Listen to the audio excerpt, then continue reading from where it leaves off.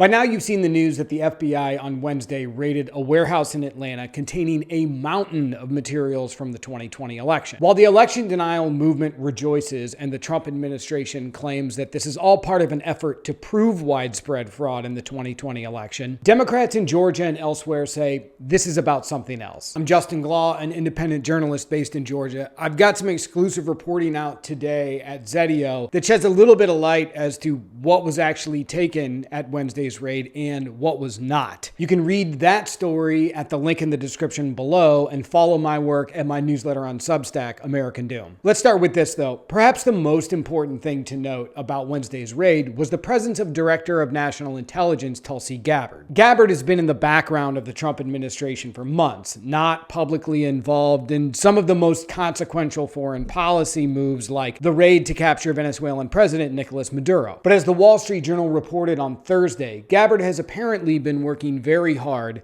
on debunked fraud claims surrounding the 2020 election. Among her tasks, according to the Journal, is studying information about voting machines. That's important, and I'll get to that in a second. First, let's talk about some of the rationale for the raid itself on Wednesday. Democrats and voting rights advocates in Georgia and in Washington say that this is not about proving widespread fraud in the 2020 election. For some very obvious reasons, proving that fraud is going to be very difficult to do. First, it doesn't really exist. Three-hand recounts found that Trump lost the election in 2020 in Georgia. Trump sued in more than 30 lawsuits, all of which he lost. Beyond that, a source that I spoke with who is familiar with Wednesday's raid said that the FBI agents there did not even take all of the materials that were present in the warehouse. Moreover, the source told me, Gabbard and the FBI, quote, don't even know what they're looking at. That's because the materials they seized include hundreds of thousands of ballots and ballot envelopes, voter check-in lists, and technical material like voting machine readout tapes, all of which were scrutinized, checked, counted, rechecked, recounted again during the aftermath of the 2020 election. Errors were found. About 3,600 ballots were double counted. Many of those ballots, as election denial activists themselves have noted, were for Trump. If you add those up, and then again, this is for only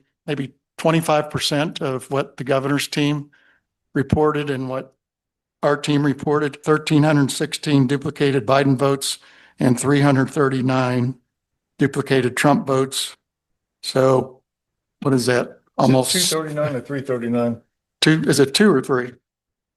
Your handwriting. Yeah, it's 239. I didn't have my glasses on. So there's never been any evidence that there was any nefarious activities to purposefully throw the election toward Biden in 2020. If the materials seized on Wednesday won't prove once and for all, as election deniers believe, that Trump actually won the 2020 election, what was the point? Democrats and voting rights advocates say the point of the raid was simply to create a narrative of fraud, to sow doubt in the November midterms, when Republicans are facing an increasingly uphill battle to hold on to power in Congress. By having access to these mountains of material, the Trump administration will be able to create virtually any narrative it wants, Democrats in Georgia say. Also at issue here is who actually runs elections in Fulton County, which is home to the state's largest Democratic voting bloc, which is crucial to determining whether Senator John Ossoff retains his seat, which is crucial for Democrats taking power in Congress. Democrats say the Georgia State Election Board, which has effectively become a rogue arm of the Trump administration and its election denial efforts, will assist the Trump administration in using Wednesday's raid to sow further doubt in elections, to cast doubt on the result of the 2020 election, and most importantly, to take over the administration of elections in Fulton County. It's complicated, and there's a lot of ambiguity in the law, but the state election board does have the legal ability to take over the administration of elections in counties. That was made possible by the passage of SB 202, which came in the aftermath of the 2020 election and was criticized for a variety of things by voting rights advocates and Democrats. So creating a narrative of fraud over election results in 2020, most of which have already been debunked, helping the state election board to facilitate a takeover of elections in Georgia's most important county, and Democrats in Washington say Wednesday's raid is a preview of future interference in elections by the Trump administration. And they warn that that interference could possibly likely come at the hands of federal law enforcement agencies. This shouldn't come as a surprise to anyone who remembers some of the nitty-gritty details of the aftermath of the 2020 election. Back then, the Trump administration floated the idea of having the military seize voting machines. They actually drafted an executive order that was never issued to that effect. Now, for the first time in modern history, the federal government has seized voter information and election records from a local government. In fact, I don't know if it's ever occurred in American history. If all of this is potentially a preview of the chaos and election interference to come on the part of the Trump administration, what exactly does that look like? Well, Representative Dan Goldman of New York might have an idea. Back in December, when the House was debating a funding bill for the Department of Homeland Security, Goldman suggested an amendment to the bill. That amendment would have prohibited the Department of Homeland Security from using taxpayer dollars to seize voting machines. The amendment was not included in the final version of the bill. However, Goldman is insisting that that amendment gets included in the Senate version of the bill that is up for grabs right now. For now, Tulsi Gabbard and the FBI and the Justice Department and probably folks at the White House now have access to this mountain of material from Fulton County. Democrats and voting rights advocates that I spoke to said what they're going to do with it is less important than what the seizure itself means, which is that this is just a preview of things to come.